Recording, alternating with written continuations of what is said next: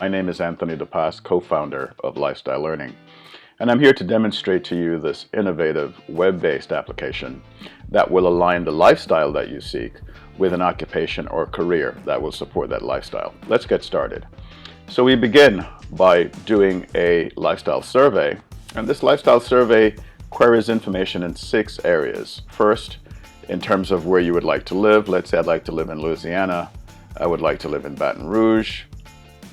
This now sets the context for a variety of other decisions that you'll make to associate them with cost. So I'll be living in an apartment in Baton Rouge, 2 bedrooms, no housekeeping service. You see over here, we start accruing costs associated with each decision. We then move to eating. Let's say we buy about $100 of groceries per week. We eat out twice per week. And you see here again, costs building up. We'll then move now to transportation. And we will own a car in Baton Rouge. Not a truck. Let's say that car is going to be a Buick.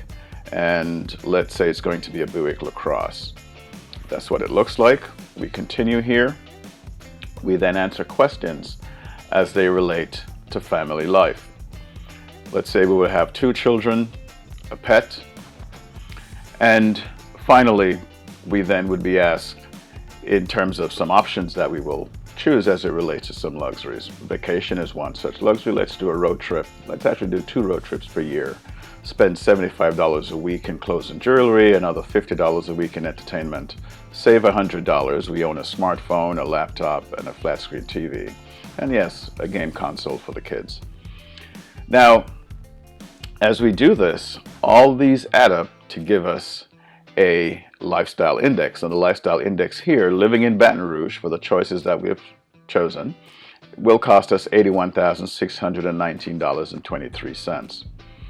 We then answer some additional questions that will go into what then is presented to us as choices. So we can choose here the educational level that we have or will pursue, and that can go anywhere from less than a high school diploma to having postdoctoral training. Let's say for this, we will then choose having a bachelor. In addition to education levels, we can also choose aspects of work activities. Let's think about choosing thinking creatively, as well as interpreting the meaning of information for others. We could also look at work values, and amongst work values, we would like to work independently. We would also like to be recognized for our work and be considered for leadership positions. This information is then used to select from a database of over 1,100 occupation areas and 10,000 occupation titles, occupations that will then support your index, your lifestyle index, as well as fit the supplemental questions. And we see several here: archaeologists, industrial engineering technologists, manufacturing engineering technologists, non-destructive testing specialists. For some of these occupation categories, we see a STEM identifier here. STEM means science, technology, engineering, and mathematics. It simply means that these occupations are STEM related. Let us choose one of these. Let us go further down and look at registered nurse. We see a description of what registered nurses do. We see the median salary for registered nurses being $67,490. We look at demand for that occupation. It actually is going up. And let's go to more information. We see here a summary report that includes sample job titles: charge nurse, director of nursing, emergency department, RN, and several others that fits within that occupation category. We also see our wages and employment trends. As mentioned, we have the median salary here, and this is a occupation that's projected to grow 16% between 2014 and 2024.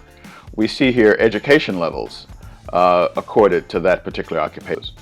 There are tasks associated with the occupation, as well as the tools used within that occupation. We have information on technology that is used, skills that are needed, knowledge areas that are necessary, abilities, work activities, work contexts, information that has surveyed information with regards to how much time and level of importance for a variety of tasks and abilities. We look here in terms of job zone provides summary information as it relates to education and related experience and job training, as well as interests that align with that particular occupation. We see work style information that align with the occupation as well as work value. We can go from that summary report to a more detailed report, and the more detailed report provides us similar information in terms of wage and employment trends, as well as education. But when you get to things like tasks, it not only gives you the list of tasks, but the level of importance of each task on a scale from 1 to 100, as well as letting you know if it's a core task or a supplemental task. It gives you a more extensive list of the tools that are used, the technology that is used, even down to the software that one would be using in this occupation. Here we see knowledge areas that one needs to have. And not only does it tell you the knowledge area, but it also gives you a scale of competence in that knowledge area and where you will be or need to be a registered nurse. So let's say in terms of knowing about psychology, you can go from monitoring several children on a playground to treat a person with severe mental illness. It turns out that on a scale from 1 to 100, for a registered nurse, you need to be fairly high on that scale in terms of an 84. There are several other knowledge areas that one goes through and then get relative scores in terms of competence one needs to have in those areas. We look at skills, same thing with the skills. Go through various levels of skills as it relates to several skill areas. Abilities, work activities, the work context information I mentioned earlier, where you get information based on surveys conducted by individuals within those occupational areas. And keep in mind that we have data that reflect 1,100 occupation areas and more than 10,000 occupation titles. And the work context give you information in terms of how much time you spend doing certain things and how important they are to the job.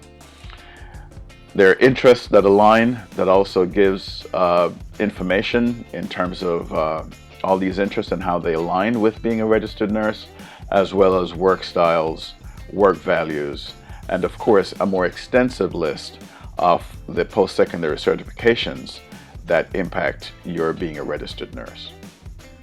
Beyond the detailed report, we also have external career-related information, and this external career-related information section provides you with videos, podcasts, PowerPoint presentations, as well as other documents that gives you insight into this particular occupation. And again, this is done for each occupation across the 1,100 occupation areas that we have here within Career Navideer. So here we have a day at work, registered nurse, a day in the life of a registered nurse, how to become a registered nurse. And these videos can be played within the software. So there we go. And you can browse through a series of other videos and podcasts related to this particular occupation. There are other functionalities here in the My Metrics section. We can compare any 3 occupations. Here we have registered nurses with the information that we had seen before, and that can be compared based on salary and work context and work values with one of 1,100 other occupation areas, and you can compare across 3 occupations. Here you could also look at information in terms of post-secondary areas of study. And with this, for registered nurses, you get information regarding programs across the entire country. And one then can break this down by state. So let's say you'd like to look within Arizona. You can see what the programs are within Arizona, as well as particular cities. So if I'd like to look within Arizona and see its Flagstaff, what programs are there, I can then see what those programs are. We hope that you've enjoyed this tour of Career Navideer and look forward to your using it. Thank you.